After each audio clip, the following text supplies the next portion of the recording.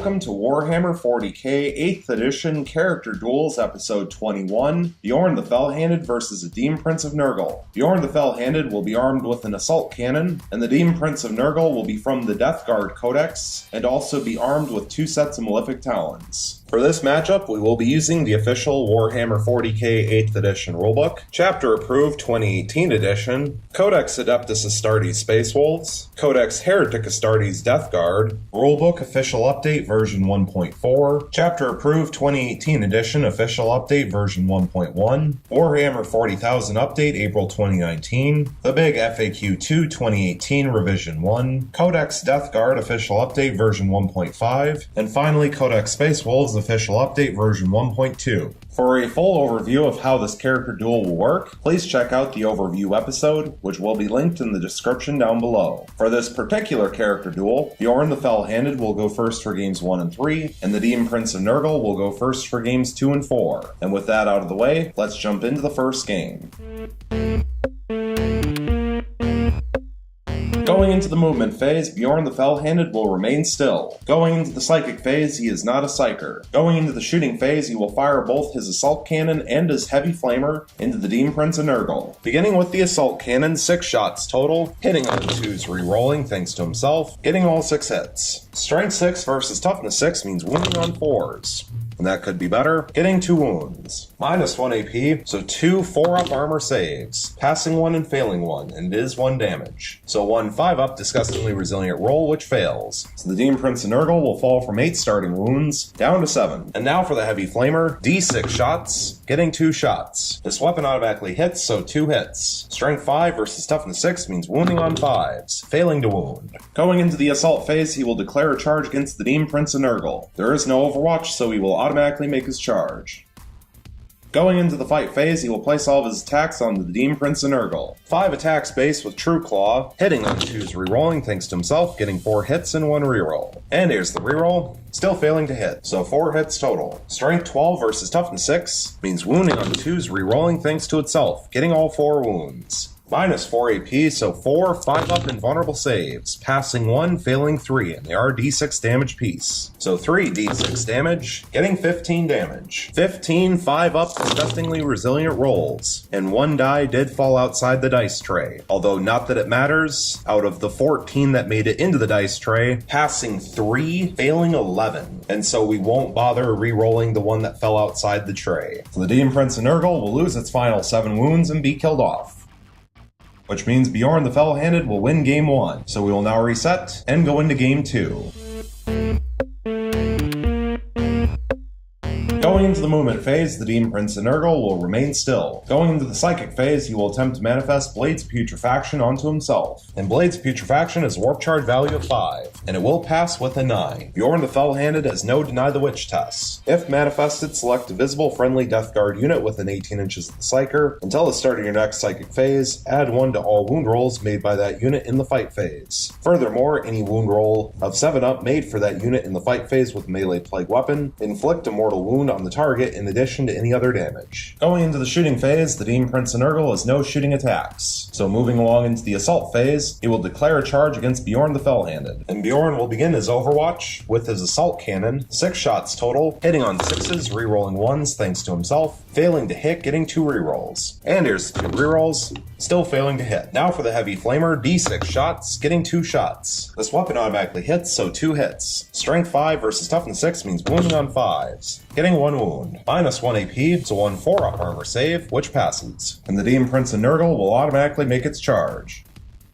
Going into the fight phase, it will place all of its attacks onto Bjorn the Fell-Handed. 7 attacks base with 2 sets of Malefic Talons, hitting on 2s, re-rolling 1s thanks to itself, getting 6 hits and 1 reroll. And here's the 1 reroll, getting a 7th hit. However, thanks to Death to the False Emperor, the hit roll of a 6 will generate 1 additional attack as well. So 1 additional attack hitting on a 2 re-rolling, getting a hit, for 8 hits total. Strength 7 versus toughness 8 means wounding on 5s. However, thanks to Blades Putrefaction getting to add 1 to wound rolls, so actually wounding on on 4s. Not that it mattered, getting 3 wounds. Minus 2 AP, so 3 5-up armor saves, failing all 3, and they are 2 damage apiece for 6 damage total. So 6 5-up legendary tenacity rolls, passing 1, failing 5. So Bjorn the Fell-Handed will fall from 8 starting wounds down to 3, but now he will get to strike back. 5 attacks base with True Claw, hitting on 2s rerolling, thanks to himself, getting all 5 hits. Strength 12 versus Toughness 6 means wounding on 2s rerolling thanks to itself, getting all 5 wounds. Minus 4 AP, so 5 5-up invulnerable saves, passing 3, failing 2, and they are d6 damage apiece. So 2 d6 damage, getting 7 damage. 7 5-up disgustingly resilient rolls, failing all 7. So the Demon Prince and Nurgle will fall from 8 starting wounds down to 1 left. Going into the morale phase, there are no morale checks to take.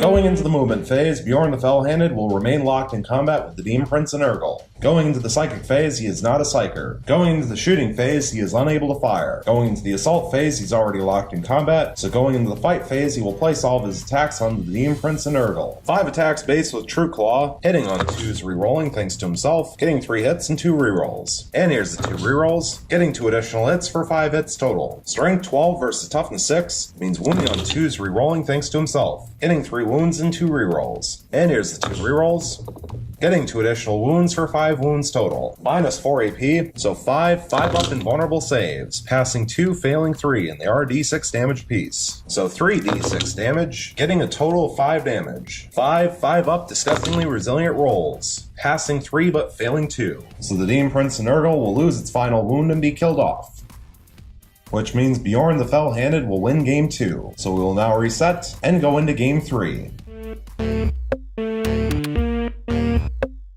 Going into the movement phase, Bjorn the Fell-Handed will remain still. Going into the psychic phase, he is not a psyker. Going into the shooting phase, he will fire both his assault cannon and his heavy flamer into the Demon Prince and Nurgle. Beginning with the assault cannon, 6 shots total, hitting on 2s rerolling thanks to himself, getting all 6 hits. Strength 6 versus Toughness 6 means wounding on 4s, and that was good, getting 4 wounds. Minus 1 AP, so 4 4-up armor saves, passing 2 and failing 2, and they are 1 damage apiece. So 2 5-up disgustingly resilient rolls, passing 1 and failing 1. So the Demon Prince and Nurgle will fall from 8 starting wounds down to 7. And now for the heavy flamer, d6 shots, getting 1 shot. This weapon automatically hits, so 1 hit. Strength 5 versus Toughness 6 means wounding on a 5, and it wounds. Minus 1 AP, so 1 4-up armor save, which passes. Moving along into the assault phase, Bjorn the Fell-Handed will declare a charge against the Demon Prince of Nurgle. There is no overwatch, so he will automatically make his charge.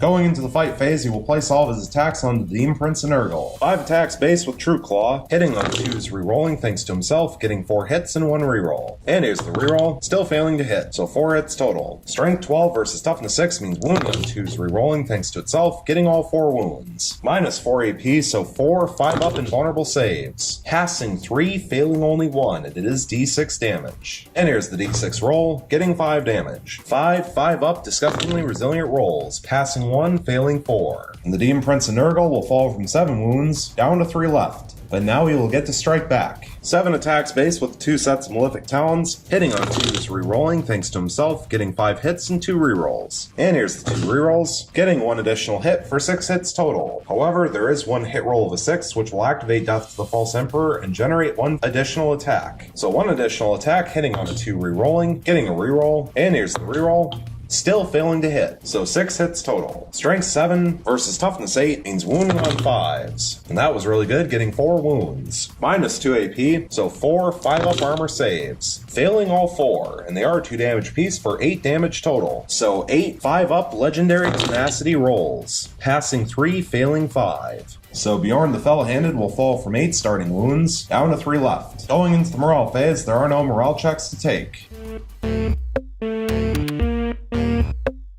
Going into the movement phase, the Demon Prince of Nurgle will remain locked in combat with Bjorn the Fell-Handed. Going into the psychic phase, he will attempt to manifest Smite onto Bjorn the Fell-Handed. And Smite has a warp charge value of 5, and it will fail with a 4. Going into the shooting phase, the Demon Prince of Nurgle has no shooting attacks. Going into the assault phase, he's already locked in combat. Going into the fight phase, he will place all of his attacks on the Bjorn the Fell-Handed. 7 attacks base with the 2 sets of Malefic Talons, hitting on 2s rerolling thanks to himself. Getting all 7 hits, and there are 2 6s which will activate Death to the False Emperor and generate additional attacks. So 2 additional attacks hitting on 2s rerolling thanks to himself, getting 2 additional hits for 9 hits total. Strength 7 versus Toughness 8 means wounding on 5s. And that was not so good. Getting 1 wound. Minus 2 AP, so 1 5-up armor save, which passes. And now Bjorn the Fell-Handed will get to strike back. 5 attacks base with True Claw, hitting on 2s rerolling thanks to himself, getting all 5 hits. Strength 12 versus Toughness 6 means wounding on 2s rerolling thanks to itself, getting 4 wounds and 1 reroll. And here's the reroll, getting a 5th wound. Minus 4 AP, so 5 5-up invulnerable saves, passing 2, failing 3, and they are d6 damage apiece. So 3 d6 damage, getting 13 damage. So 13 5-up disgustingly resilient rolls, passing 3, failing 10. So the Demon Prince of Nurgle will lose his final 3 wounds and be killed off. Which means Bjorn the Fell-Handed will win Game 3. So we will now reset and go into Game 4. Going into the movement phase, the Demon Prince of Nurgle will remain still. Going into the psychic phase, he will attempt to manifest Blades of Putrefaction onto himself. And Blades of Putrefaction has a warp charge value of 5, and it will pass with the 6. Bjorn the Fell-Handed has no Deny the Witch tests. Going into the shooting phase, the Demon Prince of Nurgle has no shooting attacks. Going into the assault phase, he will declare a charge against Bjorn the Fell-Handed. And Bjorn will begin his Overwatch with the assault cannon, 6 shots total, hitting on 6s, rerolling 1s thanks to himself, getting 1 hit and 1 reroll. And here's the reroll, still failing to hit, so 1 hit total. Strength 6 versus Toughness 6 means wounding on a 4, and it fails to wound. And now for the Heavy Flamer, d6 shots, getting 6 shots. This weapon automatically hits, so 6 hits. Strength 5 versus Toughness 6 means wounding on 5s, getting 1 wound. Minus 1 AP, so 1 4-up armor save, which passes. And the Demon Prince of Nurgle will automatically make its charge. Going into the fight phase, it will place all its attacks on the Bjorn the Fell-Handed. 7 attacks base with the 2 sets of Malefic Talons, hitting on the 2s rerolling thanks to itself, getting 5 hits and 2 rerolls. And here's the 2 rerolls, getting 2 additional hits for 7 hits total. And there are 2 6s, which will activate Death to the False Emperor and generate 2 additional attacks. So 2 additional attacks, hitting on 2s rerolling, getting 2 additional hits for 9 hits total. Strength 7 versus Toughness 8 means wounding on 5s, but getting to add 1 to wound rolls thanks to Blades of Putrefaction, so actually wounding on 4s. Which I guess technically helped, getting 3 wounds. Minus 2 AP, so 3 5-up armor saves. Failing all 3, and they are 2 damage apiece for 6 damage total. So 6 5-up legendary tenacity rolls, passing 1, failing 5. So Bjorn the Fell-Handed will fall from 8 starting wounds, down to 3 left. And now he will get to strike back. 5 attacks base with True Claw, hitting on 2s rerolling thanks to himself, getting 4 hits and 1 reroll. And here's the reroll, still failing to hit, so 4 hits total. Strength 12 versus Toughness 6 means wounding on 2s rerolling thanks to himself, getting 3 wounds and 1 reroll. And here's the reroll, still failing to wound, so 3 wounds total. Minus 4 AP, so 3 5-up invulnerable saves, failing all 3, and they are d6 damage apiece. 3 d6 damage, getting 13 damage. 13 5-up disgustingly resilient rolls, passing 5 but failing 8. And so the Demon Prince of Nurgle will lose all 8 of its starting wounds and be killed off. Which means that Bjorn the Fell-Handed will win Game 4, and this character duel is now over. And so for the final results of Warhammer 40k 8th edition Character Duels episode 21, Bjorn the Fell-Handed versus a Demon Prince of Nurgle, we have Bjorn the Fell-Handed with 4 wins and 0 losses, while the Demon Prince has 0 wins and 4 losses. And it was a pretty solid victory from Bjorn the Fell-Handed. The Demon Prince of Nurgle was never able to remove the final 3 wounds on Bjorn the Fell-Handed, and in fact in the very first game, Bjorn the Fell-Handed won with all 8 of his starting wounds remaining. Unfortunately for the Demon Prince of Nurgle, because Bjorn the Fell-Handed is Toughness 8, it made it much more difficult for the Demon Prince of Nurgle to be able to wound, but even successfully manifesting Blades of Putrefaction didn't seem to help quite as much as it possibly should have. Also, unfortunately for the Demon Prince of Nurgle, having the ability Death to the False Emperor thanks to being a Death Guard Demon Prince of Nurgle did not seem to do very much. Overall, Bjorn the Fell-Handed seemed to do pretty well. The only slight issue that I saw from him was that he seemed to have trouble re-rolling ones. It felt like half the time he re-rolled a 1, he ended up rolling an additional 1, which is not helping anybody. And there's not much else to say about this one. However, I will pose the questions that I did at the end of episode 19 and the end of episode 20. 1, would there have been a difference in how this would have turned out if the Demon Prince of Nurgle was armed with different weapons? And 2, would there have been a difference in the way that this character duel played out had the Demon Prince of Nurgle been from the Chaos Demons Codex instead of the Death Guard Codex? Thank you so much for watching, I really hope you enjoyed, and stay tuned for the next one.